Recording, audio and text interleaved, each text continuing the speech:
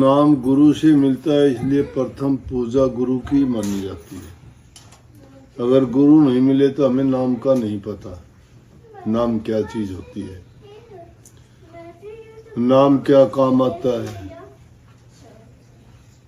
इसलिए जहाँ कहीं भी देखोगे, जिस किसी भी महापुरुष की वाणी को सुनोगे, वैसे भी दुनियादारी में अगर देखोगे तो गुरु के बिना तो कोई भी काम आदमी अपने आप न जानता है, न समझ सकता है, न कर सकता है।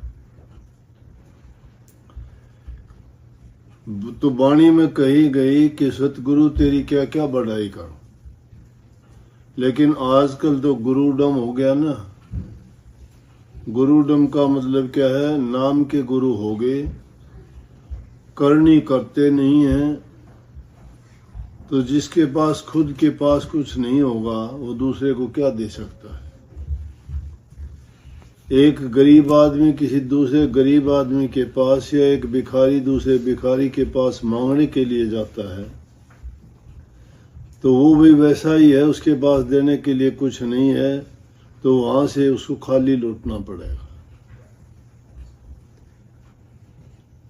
इसीलिए गुरु पूरा जब नहीं मिलता तो इस जीव का काज की बजाय अकाज हो जाता है।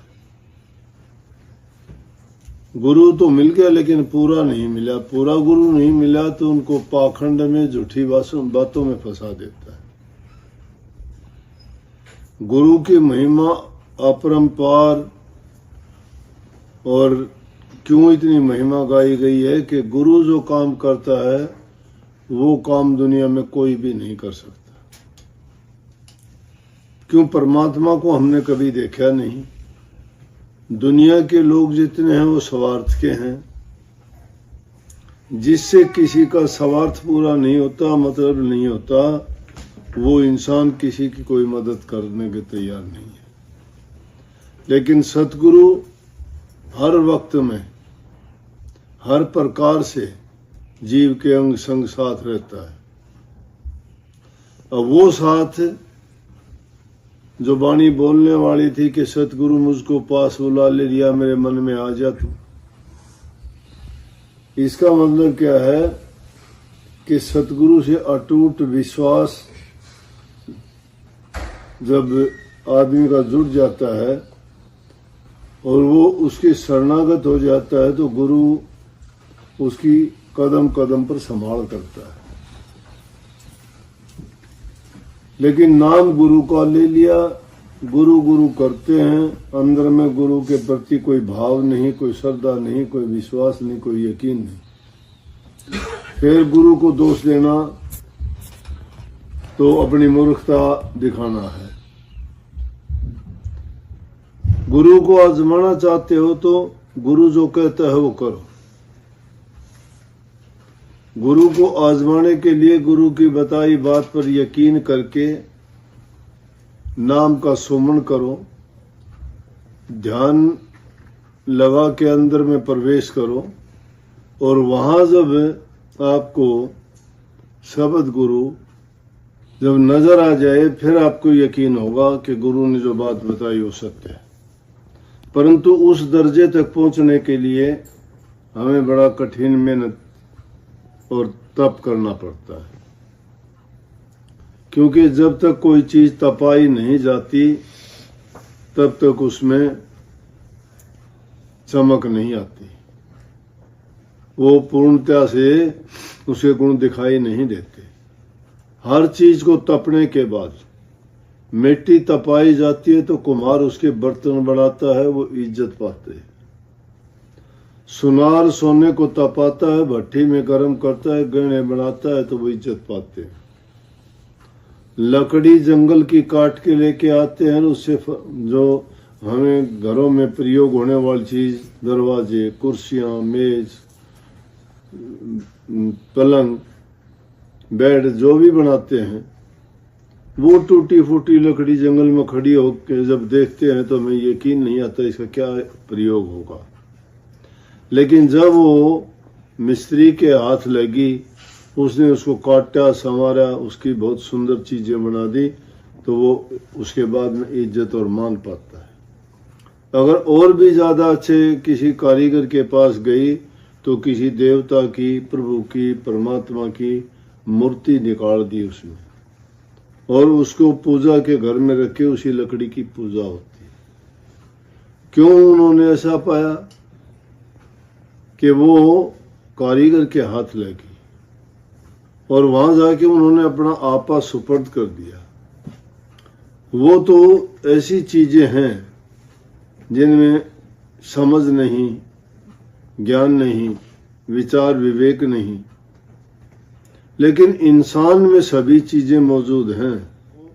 अपने से ज्यादा समझवान, ज्ञानवान, बुद्धिमान जो तुम्हारा रास्ता मार्गदर्शक, पथ प्रदर्शक और कदम कदम पर चेतावनी देके तुम्हें बुराइयों से बचा के सच्चाई के रास्ते पर ले जाना चाहता है, उस पर अगर तुम यकीन करो और अपना आपा उनको उन चीजों की तरह सौंप दो जो पहले बताई और उनके साथ सच्ची प्रीत लगाओ,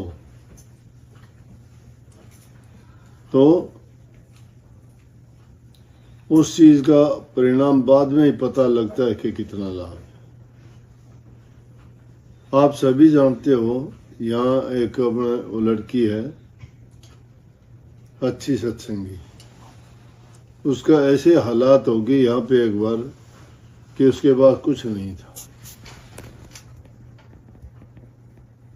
संदेशा गया उसका, सुबह सुबह आई थी, वो बताने लगी कि मेरे पास कुछ नहीं है, घर भी नहीं है, रोटी भी नहीं है खाने के लिए, किराया नहीं है देने के लिए, कोई भी तैयार नहीं मेरी मदद करने के लिए। दूसरा देश है, मैं क्या करूं, कहाँ जाऊं? मैं कोई बात नहीं, मैं तेरी मदद करता हूं, बता। उसने मुझे कोई काम कहा, मैंने वो काम वहां से कर दिया। आज वो आई थी, मैं बोला चिंता ना कर, तुम अगर सच्चे होके चलोगे तो परमात्मा तुम्हारे साथ खड़ा है। आज वो कहती थी मैं अकेली नहीं, मैं तो 5 आदमियों को, औरों को काम देती हूँ। आज ऐसा आशीर्वाद आपने दिया था कि मेरा अकेली का नहीं, लेकिन उसका देखो कि बुरे हालात में होते हुए भी एक आदमी उसके पास आता है, बोला कि एक टाइम में जाके गुरुद्वारे में रोटी खाता हूँ। बोली कोई नहीं, 2 रोटी मुझे परमात्मा देगा तो तेरे को मिलेंगी, तुम मेरे पास 2 टाइम का खाना ले जाया कर। जिस इंसान के पास खुद कुछ नहीं है गुजारा करने के लिए और वो अपने खाने में से भी आधा निकाल के किसी दूसरे को देता है, इससे बढ़ के परमार्थ क्या, परोपकार क्या होगा? जो ऐसे परोपकारी इंसान होते हैं जिनके दिल में दया है, प्रेम है, श्रद्धा है, गुरु के प्रति भाव है, वो नेक काम करते हैं। वो बुझे हुए दिए हैं उनको रोशन करते हैं, वो बुझे हुए चिरागों को जलाते हैं और वो प्रकाश देने वाले बन जाते हैं। ये समझ अगर हर इंसान ले ले, लेकिन हम तो नाम तो सत्संगी का करते हैं, लेकिन कर्म बुरे नहीं छोड़ते, निंदा नहीं छोड़ते, चुगली नहीं छोड़ते, दुष्ट आदमियों का संग नहीं छोड़ते, फिर हमारे अच्छे गुण कैसे आएंगे? इसलिए मैंने कही थी कि गुरु तो कदम कदम पर हमारे लिए हितकर है, अच्छा करने वाला है, समझाता है, इशारे में सब कुछ बता देता है। जो समझने वाले लोग होते हैं गुरु के वचन को पकड़ के और उसी ढंग से अगर वो चलने लग जाते हैं तो सब कुछ हो जाता है, सब कुछ। लेकिन इंसान भूल जाता है। हाथ जोड़ जोड़ के पहले भीख मांगते हो ना, मंदिरों में जाके मूर्तियों को मत्था रगड़ते हो, गुरु के सामने जाके हाथ जोड़ के गिड़गिड़ाते हो, परमात्मा के लिए रात दिन विनती करते हो। जब दुख का पहाड़ टूटता है जब तो आपको ये चीजें याद आती हैं, और वो हाथ जोड़ जोड़ के माफिया मांग के भीख मांगते हो, तुम्हें सब कुछ मिल जाता है, तब फिर बादशाह बन जाते हो, फिर कोई याद नहीं आता आपको। इंसान को दुख के समय जितना अपने गुरु को, परमात्मा को, इष्ट को, नाम को याद करता है, उतना ही उससे ज्यादा अगर सुख में याद करता है वो इंसान कभी दुखी नहीं होगा।